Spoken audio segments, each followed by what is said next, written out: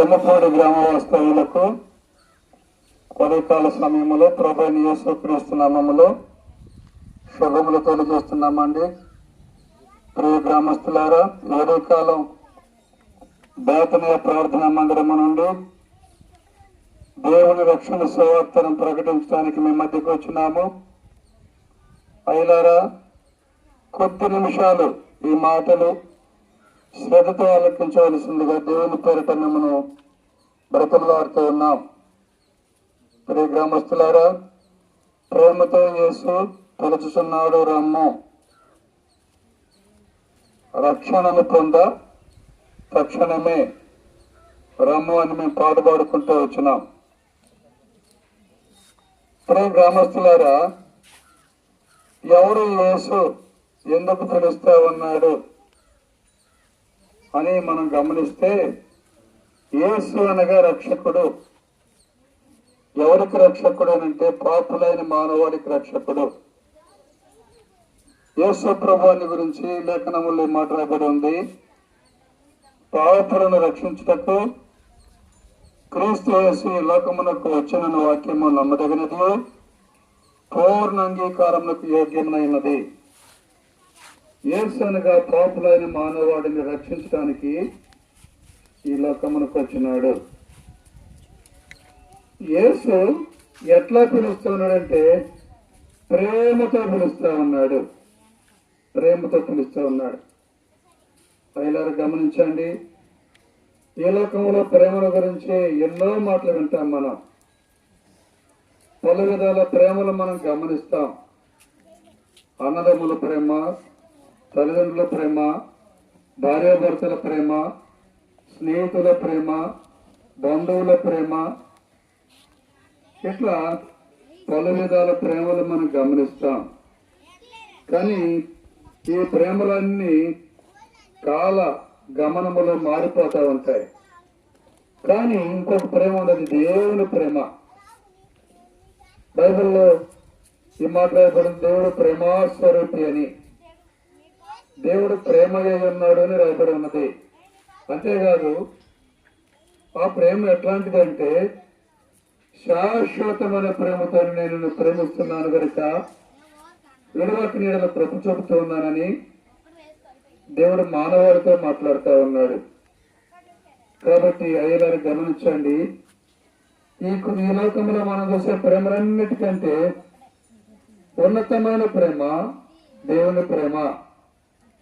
ఆ ప్రేమని అగాపే ప్రేమ అంటాం. అంటే కొలతలేని ప్రేమ, మారని మార్పు చెందని ప్రేమ. ఆ ప్రేమ మనకి ఎక్కడ దొరుకుతుంది అంటే యేసుక్రీస్తు ప్రభు దగ్గర దొరుకుతుంది. ఇంకంతగా ప్రేమించిన వారి లోకంలో ఎవరు లేరు. అంతగా ప్రేమించే వారి లోకంలో ఎవరు లేరు. లేఖనాలు ఏమాట రాయబడింది, దేవుడు లోకముని ఎంతో ప్రేమించను కాగా ఆయన అనగా దేవుడు తన అద్వితీయ కుమారుడిగా పంపిన వాని యందు అనగా యేసుక్రీస్తు ప్రభునందు విశ్వాసం ఉంచి ప్రతి వాడును నశింపక నిత్య జీవం పొందినట్లు యేసుక్రీస్తు ప్రభువాన్ని అనుగ్రహించను. అయినా గమనించండి, దేవుడు లోకముని ఎంతో ప్రేమించాడంట. ఎందుకండి? ఎందుకు ప్రేమించాలా లోకాన్ని? లోకం అంటే ఎవరండి? లోకంలో సకల మానవాడిని ప్రేమించాడు దేవుడు.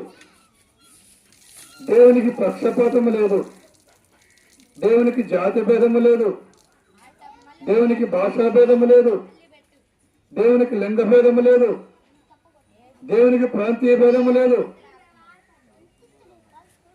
దేవుడు సార్వభౌముడు, శాశ్వతుడు. గమనించండి, సర్వాధిపతి అయిన దేవుడు ఆయన. యేసుక్రీస్తు రాజులకు రాజు, ప్రభులకు ప్రభు అని వాక్యంలో రాయబడి ఉన్నది. ఆ సర్వాధిపతి, ఆ రాజులకు రాజు ప్రభు యేసుక్రీస్తు లోకంలోని మానవులందరినీ ప్రేమించాడండి. కనుక అయినా గమనించండి, ఈ యేసు మా దేవుడు కాదు, మా ప్రాంతపు వాడు కాదు అని నువ్వు అనుకోకూడదు. యేసుక్రీస్తు అందరికీ ప్రభువు. ప్రభు అంటే ఏలిక, ప్రభు అంటే పరిపాలకుడు. గమనించాను దేవుని బిడ్డలారా. కాబట్టి ఆ రాజు, ఆ ప్రభువు లోకంలోని మానవాళిని ప్రేమించాడు. యేసుకునే ప్రేమించాడంటే మనం ఇంకనో పాపులమై ఉండగా క్రీస్తు మన కొరకు చనిపోయిన రాయబడింది. దేవుడు మానవులు మన ఎడల తన ప్రేమను వెల్లడి చేస్తున్నాడు. ఎట్లనగా మనం ఇంకనో పాపులమై ఉండగా క్రీస్తు మన కొరకు చనిపోయిన.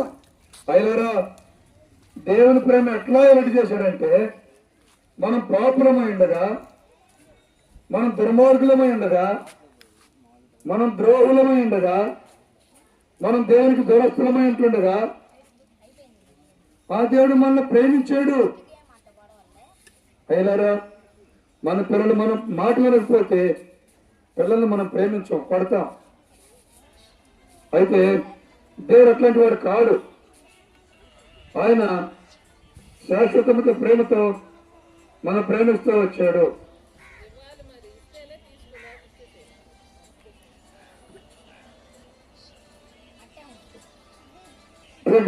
గమనించండి, ఆ దేవత దేవుడు కాలం పరిపూర్ణమైనప్పుడు ఈ లోకానికి దేవుని కుమారుడుగా వచ్చాడు యేసుప్రభువారు. ఆయనే అయినారా ఆ యేసుక్రీస్తు ప్రభువారు నిన్ను నన్ను ప్రేమించాడు.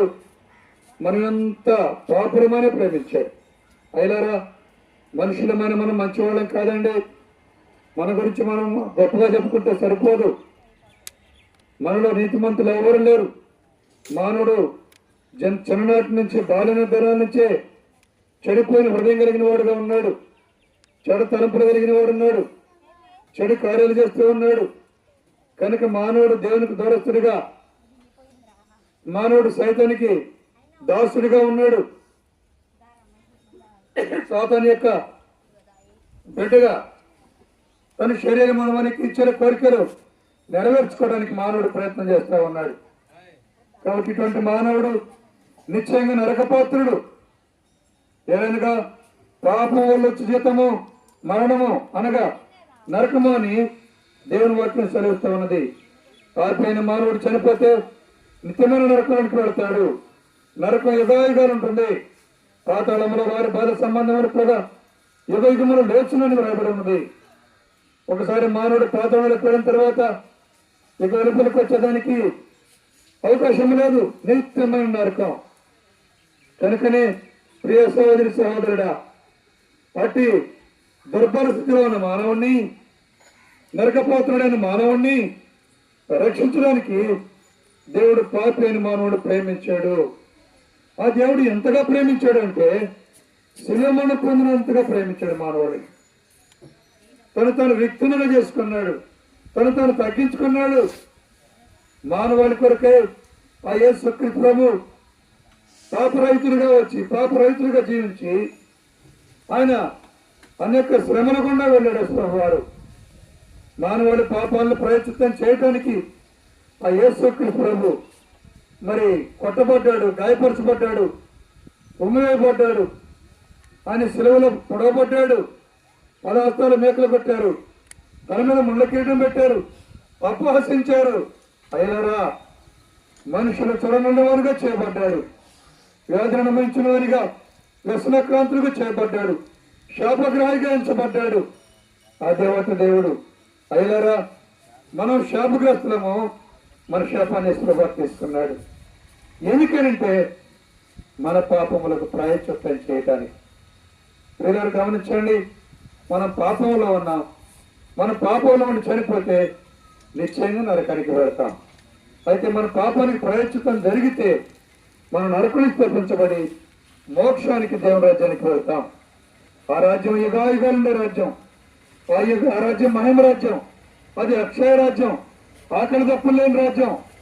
దుఃఖము, నిట్టూర్పు, వేదన, కలవరము, చింత లేని రాజ్యం. ఎప్పుడు దేవునితో కూడా నెమ్మదిగా ఉండే ఆ రాజ్యం. ఆ రాజ్యాన్ని మనకి ఇవ్వటానికి ఆ దేవత దేవుడు నిన్ను ప్రేమించి యేసుక్రీస్తు ప్రభువుగా వచ్చినాడు.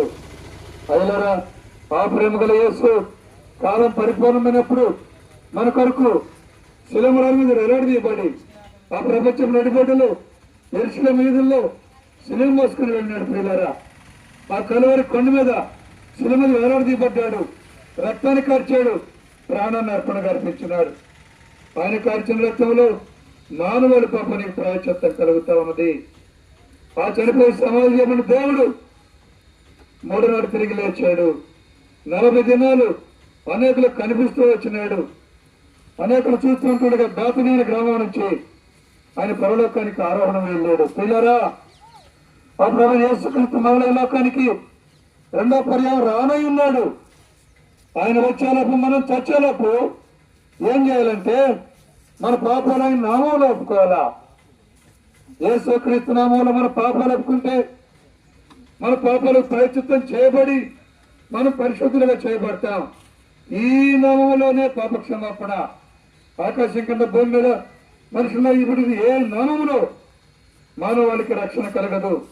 రక్షణ అంటే పిల్లరా, నరకం నుంచి తప్పించబడి మోక్షానికి వెళ్ళటమే రక్షణ. అది ఎట్లా సాధ్యపడుతుందంటే యేసుక్రీస్తు ప్రభువుని సొంత రక్షకుడిగా అంగీకరించడం వల్ల. కనుకనే పిల్లరా, ఆ ప్రేమ గల యేసు ప్రభువారిని నీ సొంత రక్షకుడిగా, పాప విమోచకుడిగా అంగీకరించవలసిందిగా మనం చేస్తూ ఉన్నాం. అయ్యారా, ఈ రక్షణ ఉచితం. ఇది డబ్బులు పెడితే వచ్చేది కాదు. నువ్వు దీనికోసం మరి దూర ప్రాంతంలో వెళ్ళవలసిన అవసరం లేదు. నువ్వు ఉన్న స్థలంలో మోకరించి సామాన్యమైన విశ్వాసంతో యేసుక్రీస్తు ప్రభువా, నేను పాపని, నా పాపం క్షమించు, నీ బిడ్డగా చేసుకో అని అంటే ఆ ప్రేమ గల దేవుడు నేను ఆయన బిడ్డగా చేసుకుంటాడు.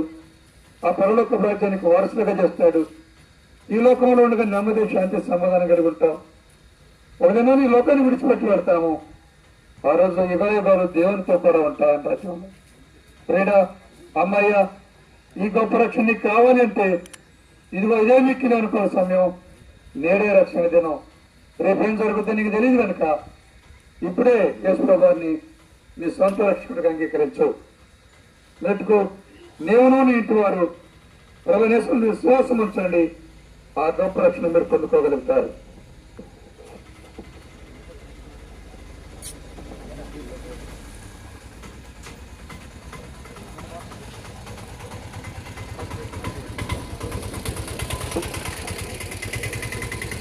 మా ప్రియులారా, ఇంకా ప్రభువు యేసుక్రీస్తు వారిని గురించి మీరు ఎక్కువగా తెలుసుకునే దాని కొరకు మనకు సమీపంలోనే మన తుమ్మపూడి గ్రామంలోనే మెయిన్ రోడ్ దగ్గరలోని ఆర్సీఎం స్కూల్ దగ్గర బేతనీయ ప్రార్థనా మందిరం ఉన్నది.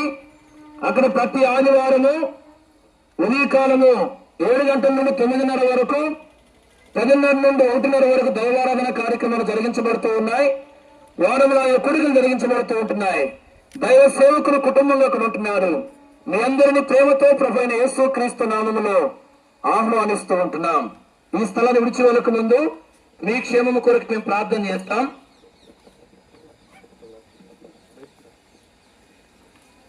పరిశుద్ధుడు అయిన మా తండ్రి, మహోన్నతుడు అయిన మా దేవ, మీ పాద సన్నిధిలో చేరి మిమ్మల్ని స్తుతిస్తూ ఉంటున్నాము. ఈ ప్రాంతంలో ఉన్న ప్రజలకు మీ రక్షణ సువార్తను మేము ప్రకటిస్తూ వచ్చాము.